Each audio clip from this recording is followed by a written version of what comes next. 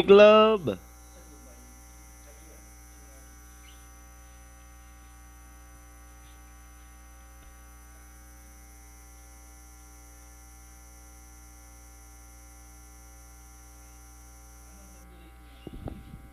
Stand by for dispatch. Race number 2, Class Division 1B.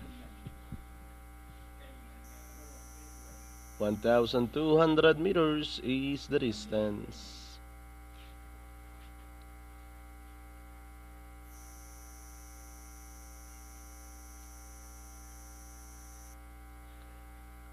Favorite Dynamic Club, second choice, Red Wine.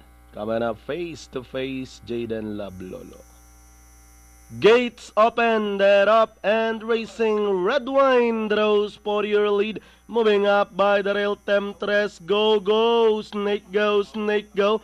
Pace to pace, sneaking in Danori inside Ian's Melody.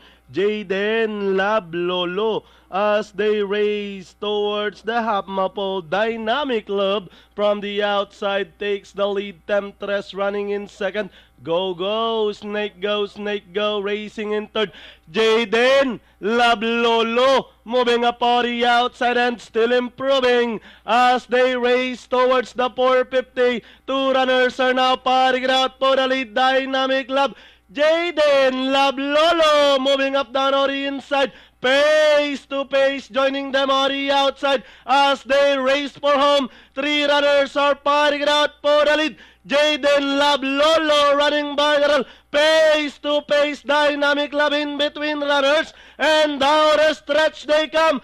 Jaden Lablolo now leading the field. Pace to pace is on the outside. Dynamic Club shuffle back in third. Red Wine in fourth. And finally, John B. Cordero on Jaden Lablolo. Pace to pace, Red Wine. Dynamic Club, Temptress. Then comes Go Go, Snake Go, Snake Go.